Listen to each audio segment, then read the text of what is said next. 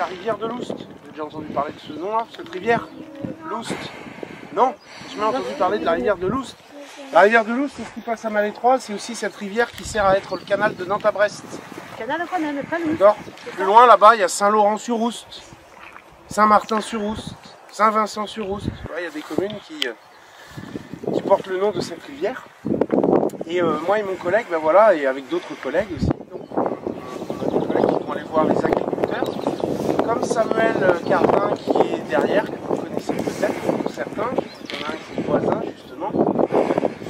Et donc on va voir les agriculteurs, bah pareil, pour leur dire par rapport à l'eau, pour éviter la pollution de l'eau justement, c'est de faire attention aux produits qui sont utilisés dans les champs.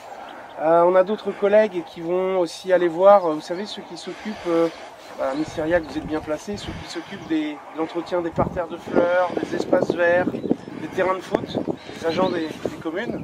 Pareil, pour leur dire de faire attention aux produits qu'ils utilisent. On a d'autres collègues qui vont faire des travaux sur les ruisseaux et les rivières pour que les poissons puissent remonter dans les ruisseaux et dans les rivières.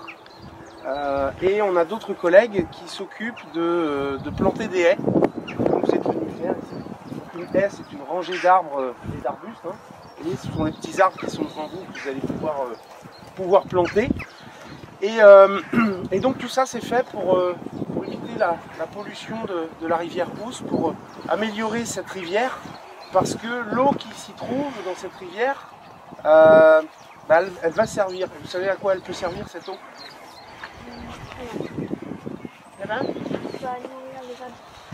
À quoi? À nourrir les vers de terre. Alors pas que nourrir les vers de terre. Mais non, mais vous. Regardez ce qu'il y a au fond là-bas, sur la colline. Un château d'eau tout en haut, vous voyez? Et bien l'eau qu'on trouve dans les ruisseaux, les rivières, cette eau, elle va être nettoyée dans une usine pour faire de l'eau potable. L'eau qui arrive au robinet. Donc c'est pour ça que c'est important de faire attention à l'eau, à ne pas la polluer, à ne pas la gaspiller non plus. Et donc cette eau, encore une fois, qu'on trouve dans la nature, voilà, elle va servir à faire de l'eau potable. Donc c'est pour ça qu'il faut y faire très attention. Donc elle va être filtrée, elle va être nettoyée dans une usine de traitement d'eau potable. On fait de l'eau dans une usine de traitement d'eau potable. Et elle va être nettoyée, ils vont mettre du chlore aussi pour tuer les microbes et les bactéries. Elle va être analysée, c'est-à-dire testée, pour vérifier que l'eau elle est potable. Et une fois qu'elle est potable, ben voilà, elle est envoyée dans un château d'eau. Le château d'eau, le vrai nom, c'est un réservoir. Ça sert à stocker l'eau, d'accord, pour l'envoyer jusqu'aux maisons. Est-ce que vous avez remarqué que les châteaux d'eau, ils sont mis comme ça sur des collines, ils sont construits en hauteur, et l'eau, elle n'est qu'en haut. Quand on ouvre la porte d'un château d'eau, il n'y a pas d'eau qui nous coule sur les pieds. Pourquoi on les met sur des collines et on les construit en hauteur, les châteaux d'eau? Ça descend de mieux. Exactement, c'est pour que l'eau elle aille toute seule jusqu'aux maisons, il y a tout autour, même dans d'autres communes. Et c'est pour ça que le réservoir qui sert à stocker l'eau, ben voilà, il est mis sur des collines. Donc l'eau après elle va à la maison ou dans les usines, on va s'en servir pour boire, pour la chasse d'eau, pour nettoyer, laver le linge, laver la vaisselle, prendre sa douche, brosser les dents, vous voyez tous les jours on utilise de l'eau. Et puis une fois qu'on s'est servi de l'eau, ben elle retourne dans une autre usine qui s'appelle une station d'épuration. Et là elle va être nettoyée. Là on ne fait pas de l'eau potable, on fait juste de l'eau propre pour la remettre dans la nature. D'accord? Et après elle va retourner dans une rivière. Donc voilà pourquoi c'est important d'éviter la pollution de l'eau. Et pour ça, ben voilà, comme je vous disais, on a des collègues qui s'occupent de mettre en place des haies, comme ici, comme chez Samuel. Et puis je vais te laisser te présenter, Samuel, en même temps du coup. Ouais.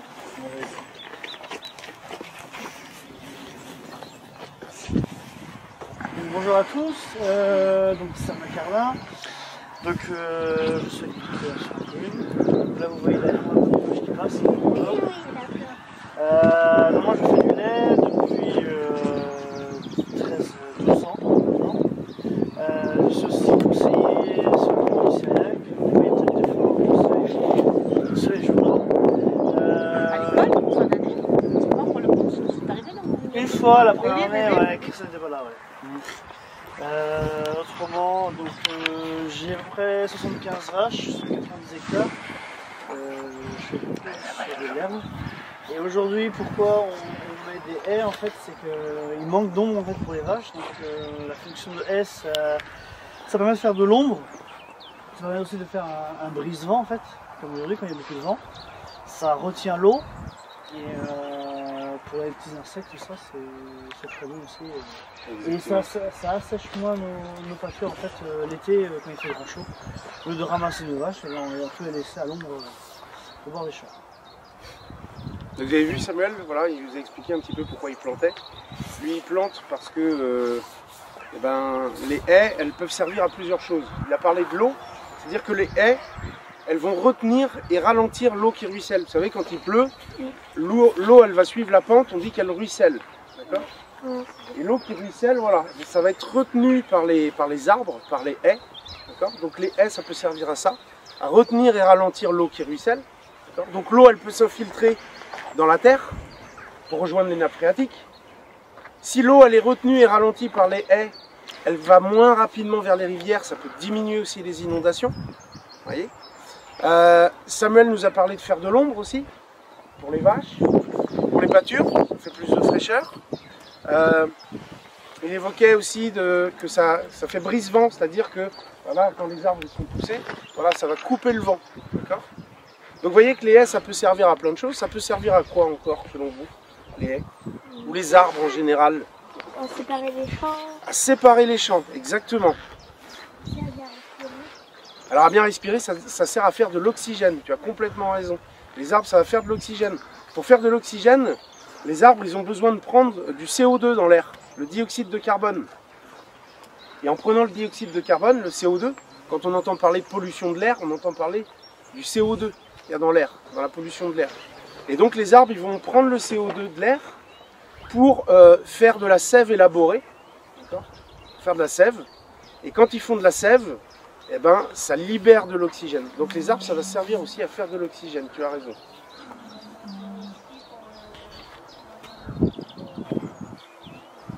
Exactement, il en a parlé aussi, Samuel, de nourrir les animaux. Alors on va dire que les haies ou les arbres, ça va servir à nourrir, mais aussi à abriter les animaux. Tu as parlé des escargots, on peut parler des vers de terre ou des insectes qui sont au pied. On peut parler bien sûr des oiseaux, des écureuils, des hérissons qui peuvent se trouver aussi au pied. Donc vous voyez, ils vont y trouver de l'abri, de quoi s'abriter, de quoi se nourrir également. Alors quand on parle de nourriture, il y en a qui vont utiliser les fleurs, il y en a d'autres qui vont utiliser les fruits, les baies qu'il peut y avoir dans les arbres. Mais bon, il faut aussi savoir qu'il y en a qui se mangent entre eux. D'accord ? Alors par exemple, il y a une plante qui va peut-être être mangée par un petit insecte. Le petit insecte, il va être mangé par un plus gros insecte. Le plus gros insecte va être mangé par un mulot. Le mulot, il va peut-être être mangé par une chouette. Et tout ça, ça participe à ce qu'on appelle la chaîne alimentaire. Exactement. Donc les arbres, ça va servir à ça, à nourrir, à abriter les animaux et participer à la chaîne alimentaire. Les animaux vont pouvoir se déplacer aussi d'un endroit à l'autre.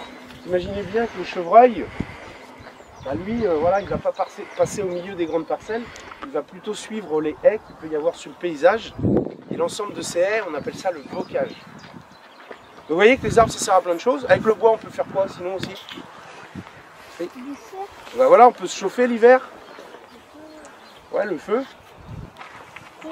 Voilà, faire des constructions, des planches, des maisons, des meubles. Oui. Pour faire du feu. Donc vous voyez que les arbres, ça sert à plein de choses. Donc c'est pour ça, encore une fois, qu'on va planter des haies et que vous allez planter des arbres.